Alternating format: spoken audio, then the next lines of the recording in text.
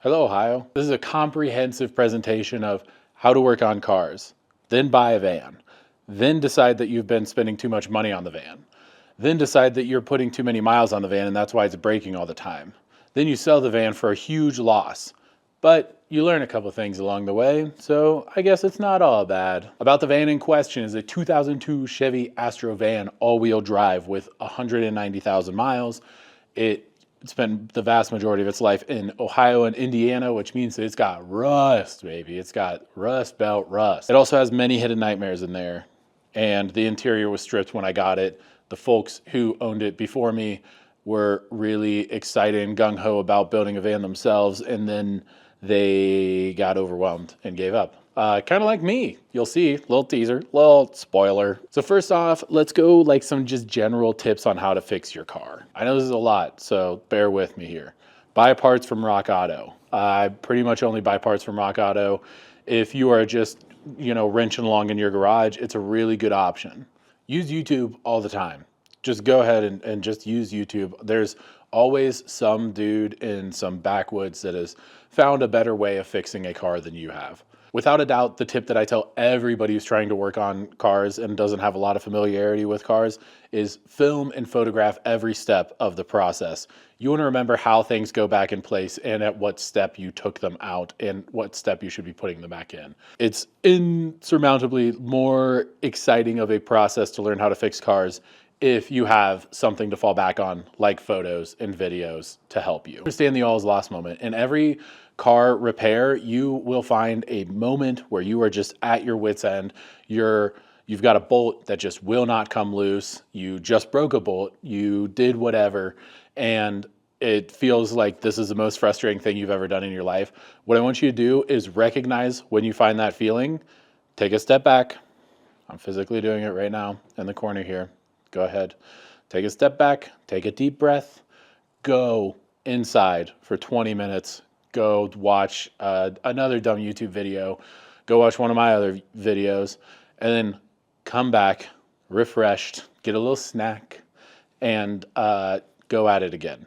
I guarantee you that you will feel better and that you will be able to move throughout this process in a much more enjoyable way. Next is take the class at Denver Tool Library. Denver Tool Library, from what I've heard, has a great class. If you're in the Denver area, go check it out. Don't freak out and try to enjoy it. This is all just like a silly thing. A lot of times if you're wrenching on your own car outside of doing like brakes and oil changes, you are not necessarily working on your daily driver, you're working on a project car. And because of that, like you want to have fun with it. So take your time, enjoy it, try to have some good folks around, which brings me to my next point of have good friends who are car nerds.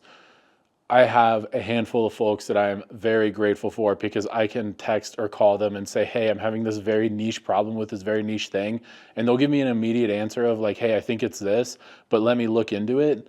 And they will actually look into it and they'll call you 4 hours later. It might be at 2 in the morning, it just depends on how crazy they are. And they'll be like, oh yes, what's this rubber band that you don't have? There's rubber band in your engine that you don't have, but this is the only car with a rubber band in the engine. But I know that now because I just went and did all that research for you. Find those people who can really just narrow in on it. When we talk about YouTube channels to watch, these are YouTube channels that have helped me. We're starting with 1A Auto. They have a ton of great tutorials. They really do an awesome job. Chris Fix, he's the GOAT. He's like the dude for car repairs. Really simple guides, especially if you're doing one of the standard repairs like your brakes, your oil changes, your really anything. Donut Media, they used to be a little bit more informational. Now they're a little bit more like, showboaty and whatnot. But there's a lot of really good information on that channel. The old videos and the new videos both have a lot of good mechanical information, and they're just entertaining. Matthew Parker is a mobile mechanic in either Missouri or Kansas, somewhere around there. And he is like such a ray of sunshine on the internet and seems to just always want to help people out above all else. He records a lot of his repairs, so He will walk you through exactly what he's doing and all of the little pitfalls. There's a lot of like small pitfalls in everything that you do with a car where until you've done it or until somebody has told you who has done it, you just won't know. So that's what a lot of these channels are really, really great for. And then last is TE videos. If you have a Honda, he works on a lot of Hondas and will show you the process from like a dealership side of things. So those are the channels that I would suggest checking out. I can't really vouch for them. I don't know anybody there. I don't know if they're good people or not, but they are informational. All right, now let's get into the van build. This is what I learned from the van build. It doesn't need to be perfect. It just needs to be perfect to you. There were several points during this van project that we'll talk about that I was like, okay, this is actually great. We can camp in it. I like this van a lot. I'm having a lot of fun. But now I need a sink and I need this and I need that because I've seen it online and they've all been talking about it and they've all been talking about me and how I don't have it yet and I don't have perfect siding and perfect walls inside. Don't listen to them, dude. Just like take a deep breath and reel it back in, okay? And keep it at where is perfect for you. This was my partner and I hanging out by a lake in Ohio where this was when I should have chilled out. I had the fan in the ceiling. We had a bed built in. It was really lovely. It was easy to camp in, easy to throw stuff in, take stuff out. I should have just been like, hey, this is perfect. We can camp in this. This is totally usable.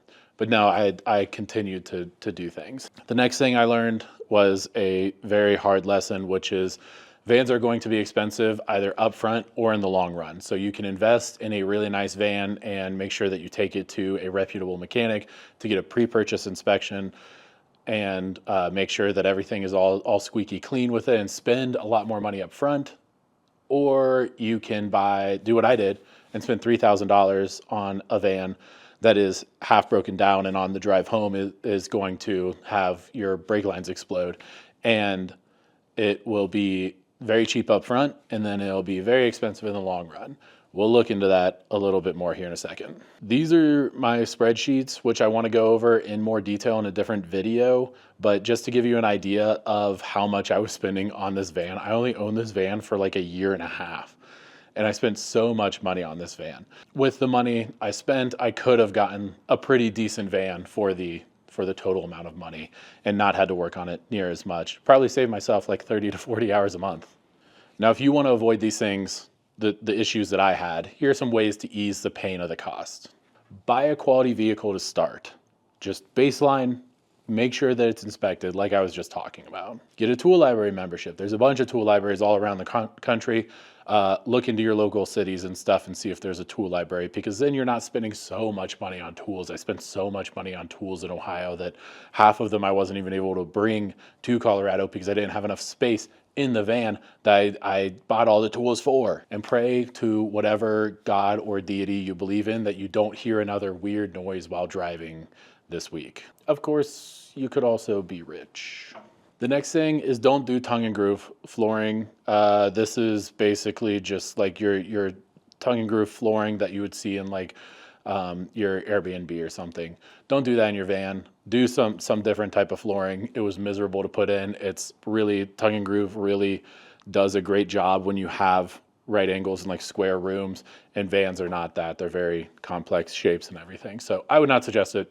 Last, try to have fun. You know, it's a very silly thing that you're doing if you're buying a van or a project vehicle or a vehicle that you just want to be working on. Go the extra step. Have a good time. Don't stress out about it too much. Don't let yourself stress out about it too much. I made this my daily driver. I made this van my daily driver. I gave my daily driver away when I bought the van.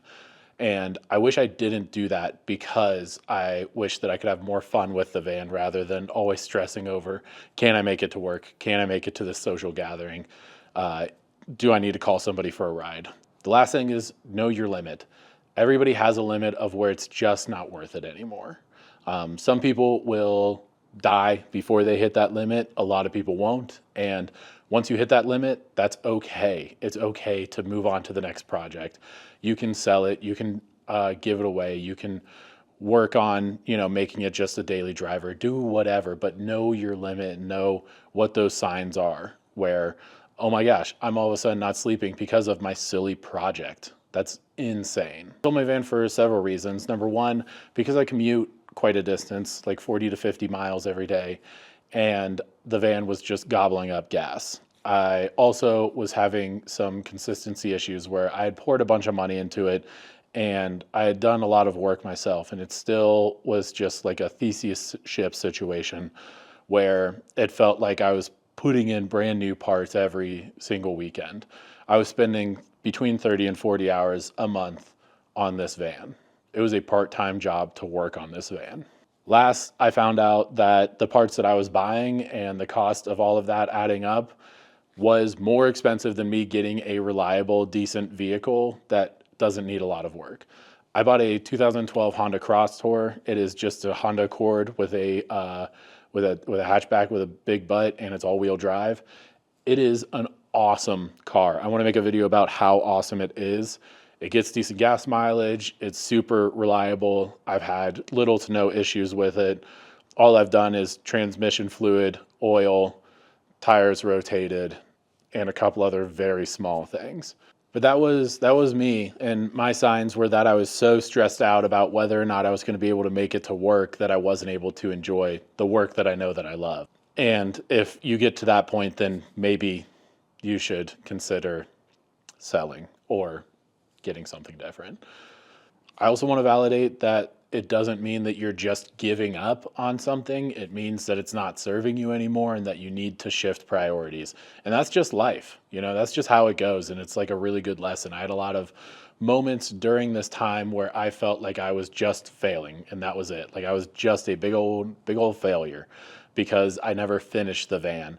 And one thing that this process really taught me, and especially processing it after I had sold the van, was that project like this never gets finished. I would never sit there and be like, all right, I did it, which is why you need to set your idea of what finished is.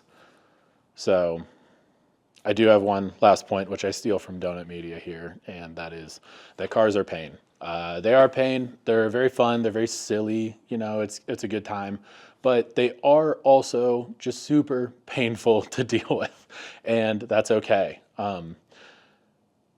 So, go get your next silly project, whether that's a car or something else that you have to repair, and just have fun with it. We're all floating on a rock in space, right? So, have fun, be silly. Thanks, y'all. We'll see you next Tuesday. I post every Tuesday, and yeah, we are excited for some upcoming videos. Next, talking about the Crosstour. Can't wait. Have a good week. Bye.